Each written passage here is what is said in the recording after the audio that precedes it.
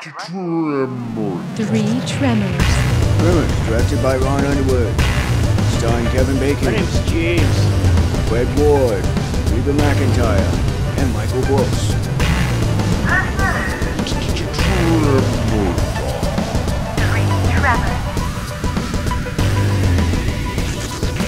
All right, everybody, welcome to the second podcast of Tremor Talk. I'm your host, Luke Newman. With me, as always, Peter Dryden. Hello. And my lovely, beautiful wife, Marika. Hi.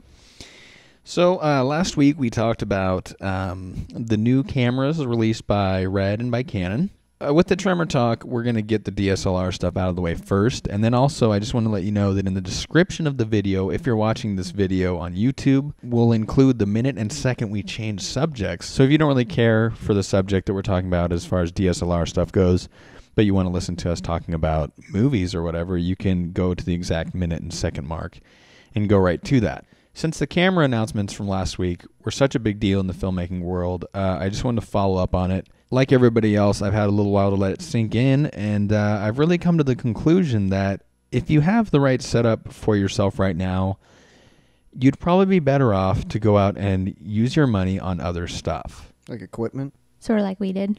Yeah, sort of like we started out with the T2i, right? And we started getting work pretty quickly after we got the camera, so we had to make do with what we had.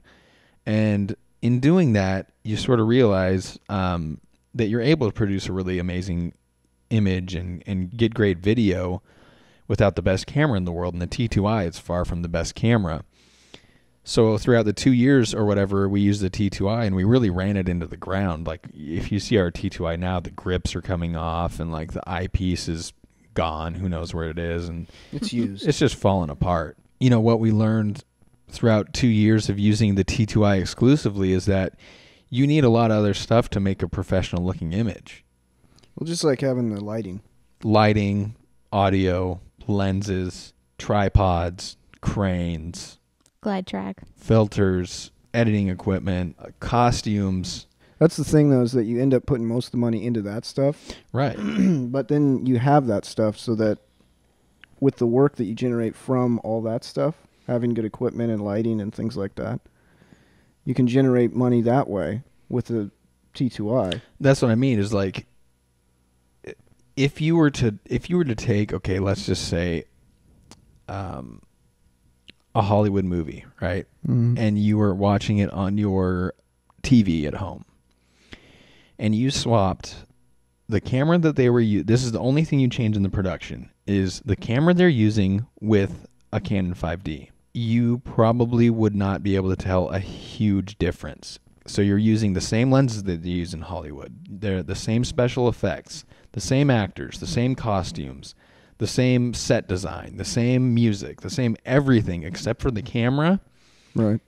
Even the most trained eye would probably have a little difficult time on an HD TV figuring out that there's something different there. And so that just goes to show you that, like, as a filmmaker, and I know like this has been talked about on blogs like Philip Bloom and stuff, that, you know, it's now more than ever like who's behind the camera. Right. I'd sort of compare it to a musician, a guy who makes a living off of being a studio musician.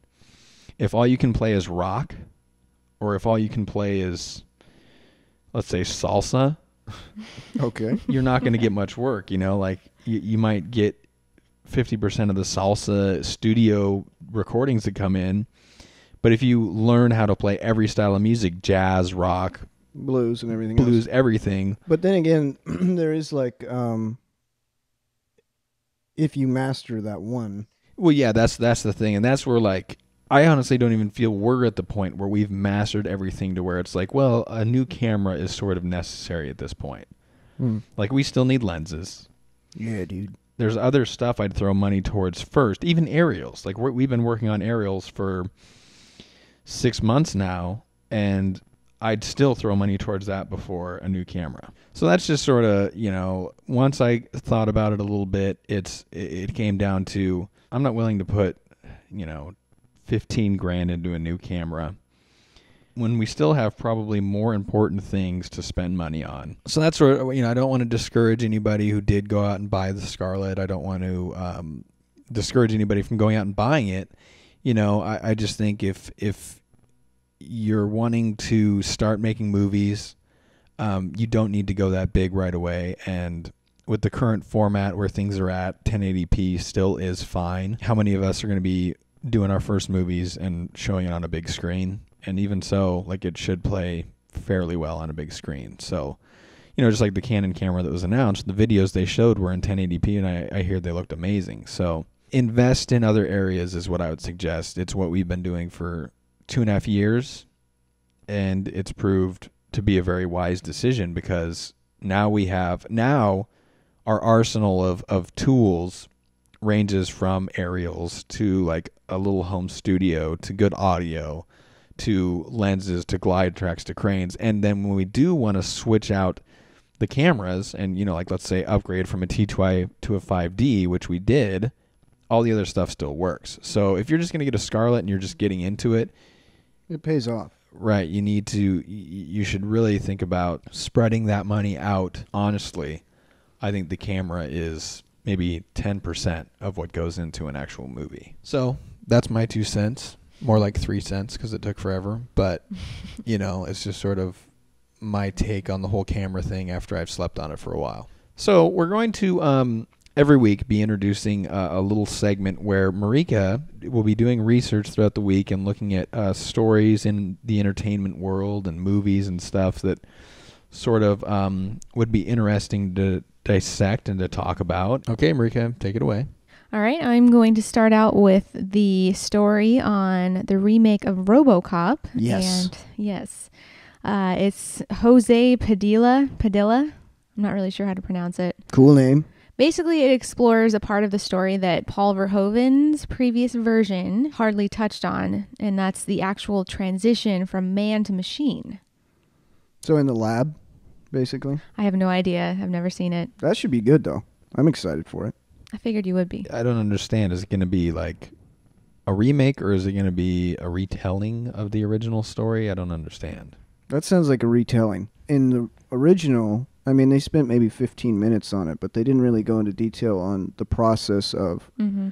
I guess they kind of did, but they could have gone into it more. So if that's what they're doing for this version, I could see that being made into a movie. So it sounds like the whole movie's going to be that process, basically. Like the first of like a superhero franchise where like he discovers his powers. You have 15 seconds to reply. Clive Owen has recently signed on to star in the action thriller Recall, directed by Harold Becker. His character is an NSA agent. He tries to solve a botched hostage rescue operation, and as he begins to recall events, he finds he can't trust his fellow soldiers or his own mind. I'm kind of... Clive Owen... He's a hit or miss to me. It's weird because he was one of those actors, and there's been a few of them that it's like, he's going big leagues. Like, he's had a few hits in a row, and it's like Clive Owen, you can pretty much say that he's a megastar or a superstar. And then he just sort of fell off, and it's like, it's hard to determine, was it the roles that he took? Was it just him? Like, we thought he was a lot better than he actually was. I don't know, though, because he kind of found a little niche that he got into. Right, and that's sort of seems like it's a death trap for actors. Yeah, like Val Kilmer. Yeah, well, what happened to him? He's like the like example of that happening is, and who knows what happened to Val Kilmer? He didn't necessarily fall into a prototype. Like he didn't necessarily stick with one role. He seemed to mix it up enough. Yeah. But Clive Owen's the same way as a Val Kilmer. He never made it as famous as Val Kilmer. But it's like Clive Owen back in like 2005. Right. Like Children of Men. Yeah. Sin City. Well, Sin City. Arthur. Closer. I don't know. And it's like, why did he fall off? I don't know. Did the public get tired of seeing his face? Maybe. But like you said, like Val Kilmer is a perfect example. Like that, it's weird how that happens to certain actors. Val Kilmer was cool. Yeah. He still is cool.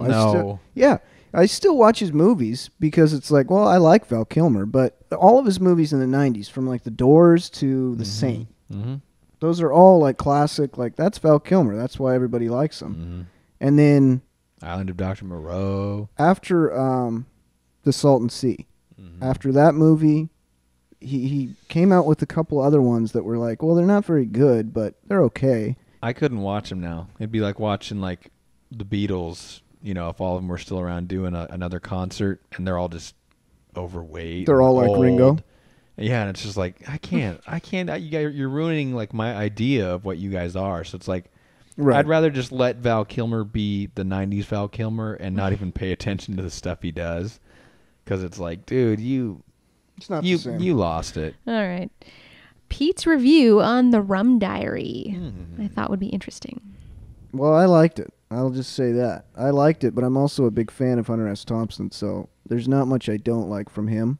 But I kind of feel like there's like 3 categories of people that would watch this movie, where it's people that like Hunter S. Thompson novels and books and literature in general, people that only know Hunter S. Thompson from Fear and Loathing in Las Vegas, and people that they're just going to see a Johnny Depp movie. And I think ultimately, if you're expecting Fear and Loathing in Las Vegas, it's not that. You would be disappointed in the way of like, well, I didn't like it. Would you get that vibe from the book? No, not at all. The book's like, it's his first novel, and it's before he gets crazy into the 60s. And so it's pretty tame in comparison. But it's a really good book. And so if you like the book, you'll like the movie. Mm-hmm. They were pretty good at staying consistent with like, yeah, that's pretty close to the book. Mm-hmm. And then if you were just going to see a Johnny Depp movie, it's a good movie, but it's not really flashy or anything. So how's J. Depp's performance? It's really like you and I have talked before, where it's just another role where it's like Johnny Depp fills the part, Mm-hmm. and he plays kind of the cool guy, but also not exactly he's timid, I guess. I did have one more question about the Rum Diary. Yeah, Does it actually have anything to do with rum? lots of it. All right. Is that? I mean, that's a big part of it. Yeah, I mean Okay. it's there's a story going on. He's a journalist in Puerto Rico, but it's in 1960, and they're all drunks. And there's actually way more drinking in the book than there is in the movie, but in the movie they're just constantly drinking. It makes me feel like Johnny Depp has something with rum. Why? Good, dude. Pirates of the Caribbean. Does he drink rum in that? That's all Jack Sparrow talks about is rum. That's true. It's good. It's not good. Rum is. It's quite nasty. Yeah. It's just, I've had some bad experiences with it. yes. Rum me and too. Cokes? You don't like rum and Cokes? Puking all over Oh. the. Playing Yeah. That's the battleship thing is- games, and then, Yeah, Rick and I. oh my gosh. We got Battleship? We got drunk one time quite a while ago and played Battleship. Yeah. dude. Every Yeah. time, what was it? It was like every time we Wait, lost the a old ship. school one or a new one? Like the old The school. old school one. What happened to that I game? don't know. But yeah, like if you lost or something, you'd have to take a shot. Or You lose a ship or something. no, Yeah. dude. I I obviously- would imagine Marika got pretty drunk. Yes. She And that's puked. when I had my bad experience. That's the thing, though, is So once bad. you puke off of any alcohol, it's sort of like you're cured of the, not cured, but if you like to drink, I wouldn't consider it cured. But I don't know, dude. if you don't like to drink and you think it's a problem, then it's sort of like the best way to do that is just go out and have a horrible experience with each hard alcohol, and you would never want to drink it again. Like almost the smell of vodka makes me want to just puke right on the spot. Mm-hmm. The smell of rum, I almost can't stand. And then Jägermeister. What? Oh, okay. Oh. Like the smell of that is just like, oh, I can't even, my stomach starts to get queasy. Yeah, but then at the same time, like, when I drank, I threw up a lot. But I would always go back the next day for the same drink. Because it was like, yeah, I mean, if you drink enough screwdrivers... But that's you. That's Yeah, dude. We're talking normal people here. I mean, Okay, well, in that case, yeah, maybe. Maybe that'll work. Yeah. Elijah Woods just recently signed on to star as a serial killer in the remake of the 80s cult thriller Maniac. Elijah Wood is, he's another actor who's kind of fallen off the map, like Clive Owen, like Val Kilmer. I mean, he was never that big, but it's like, I don't know. Elijah Wood is one of those kid actors that you expect to go crazy and just be drunk all the time, go off the deep end, and he never did. It's like, dude, you're not interesting. You're boring. Like, come on, you got to have a mental breakdown. You got to go to prison. It's like Rehab. You've been like Elijah Wood since you were 5 and Huck Finn. Oh, Huck Finn. So it's like... Big fan, Marika. Last but not least, Bill Paxton is in talks of directing... Twister, 1996. No. True Lies, 1993. Tombstone, 1993. May I finish? Bill Paxton is in talks of directing the film version of the classic 1972 TV series Kung Fu. Bill Paxton? I would be interested to see how that turns out. Because Bill Paxton directed Frailty. That movie was pretty good. But I'm not really familiar with Kung Fu, the TV show or whatever, so... Here's the thing. Probably it'll be fine, and most actors won't have a problem with it. But if it was me and you, Pete, acting in this movie, could you imagine being directed by Bill Paxton? No.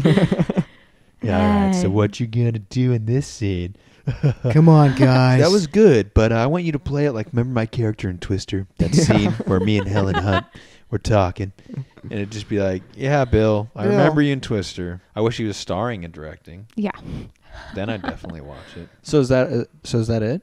That's all I have for this week. So that was the first edition of the Entertainment Weekly Roundup. Thank you, Marika. Very welcome. So I just received some exciting news the other day from the makers of Ultra Slider, and probably 95% of you never owned an Ultra Slider because They don't even make them anymore. they stopped making them. You know, like they sent one to me, and I made the promotional video.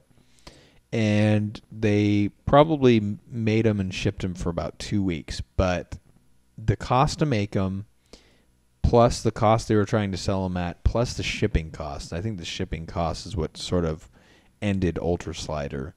Mm-hmm. The makers of Ultra Slider, though, have been working on what they're calling the U.S. Dolly. Bad. And it's basically a dolly track system that you can add length to. You can have curved track. Your camera will be on the tripod, and then the tripod will be on the track. So it's a lot like, there's other products out there like this, but they're fairly spendy, and this will hopefully just be a cheaper option for the indie filmmaker to get. And so, that they're going to be shipping that out to us to do another promotional video for, and that's just exciting news as an indie filmmaker, like I was talking about earlier with not needing to upgrade your camera and putting your money elsewhere. Like, this is the sort of stuff I'm talking about. These are just sort of tools that, if you're wanting to make an awesome movie, like go watch your favorite movies and pay attention to how many dolly shots there are. Lots. Dolly shots are probably they're used a lot more than what you'd think. The glide track's cool, but you're working with what, 3 feet? Yeah. And so it's like, well, you're pretty limited in what you can do, and you see those in movies. You see the small dolly moves, but go watch. A lot of times when characters are just walking and talking, those are dolly shots. Those are long shots. Yeah, they're 20, 25 feet, 30 feet, and there's no way you can do that with the glide track. The glide track limits you in what you can do. So this product, if it's the right price, I think it could be a huge hit. Yeah. In the DSLR world.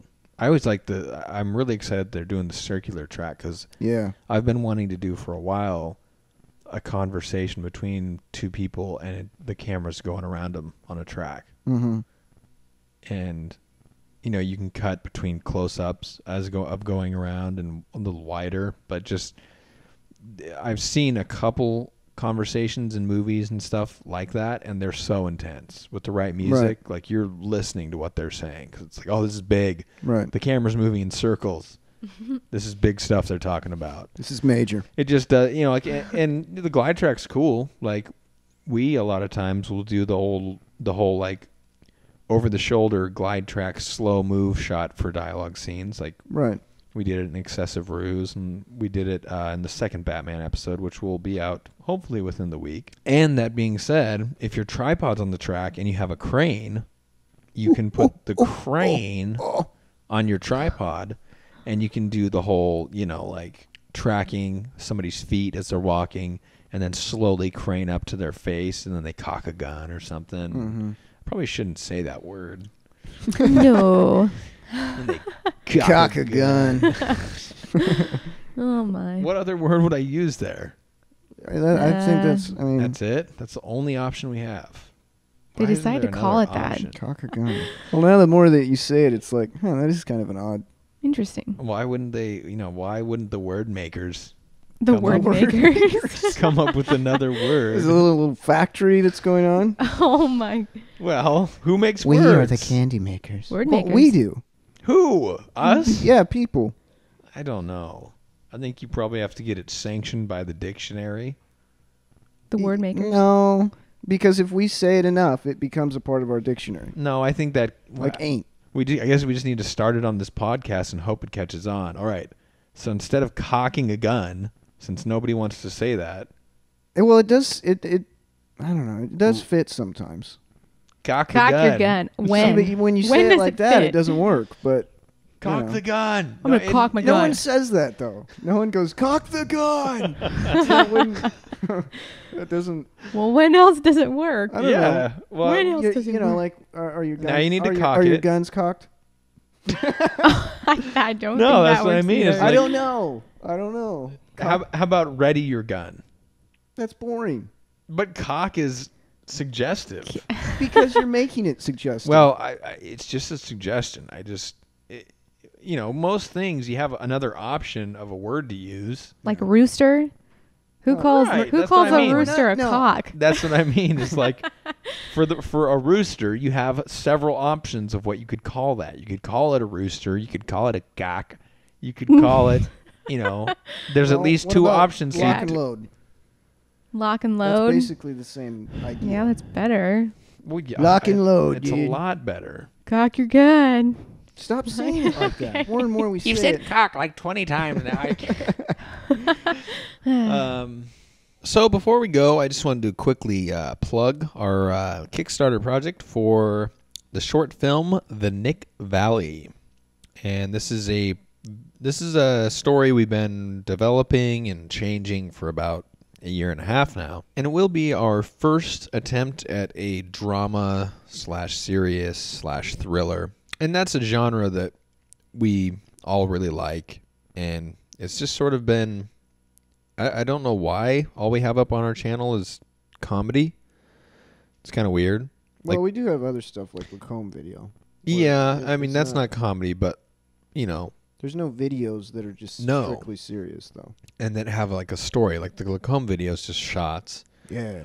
The only one that comes close is like the zombie, but that was for Howcast. And so it's like, I don't know, like back when Pete and I used to make movies when we were 12, I'd say like 20% of them were comedies. Yeah. And then, well, maybe like 50. It was 50-50. Yeah.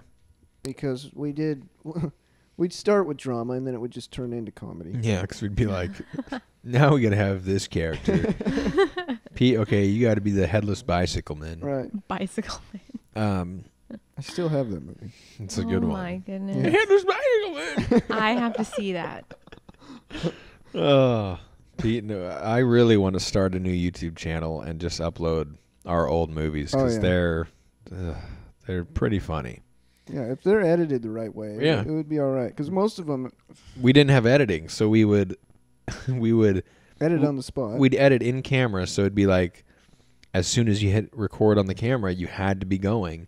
So it's like we'd count it down 3, 2, 1, and then we'd start recording. And it was like, okay, you have to be acting, and then you'd cut. And if you missed the cut, you'd have to rewind the tape Mhm. and Oh, hit my. stop where you wanted to cut, and then start recording again. But you'd always erase a little bit. Right. of It never the would previous stop shot. right where you wanted it to stop, and it would take a half a second to start recording after you hit the record button. And Mhm. Oh my gosh. to do music, we'd like bring around like a boom Yeah. box and like Yeah. try and pause the boom box when we paused the camera, camera. and it never worked. No. And like Pete would try to do titles by like The, doing them on a computer and then computer screen. filming the computer screen, and it had the flicker, from the computer Oh screen. my gosh. just all around, like, Pete and I always talk about it, like, if we had editing back then, Yeah. we would have been into movies way earlier, but it just got so annoying having to do it that way. Mm-hmm. And then when I first figured out how to edit, it was on a Oh my god. Anyway.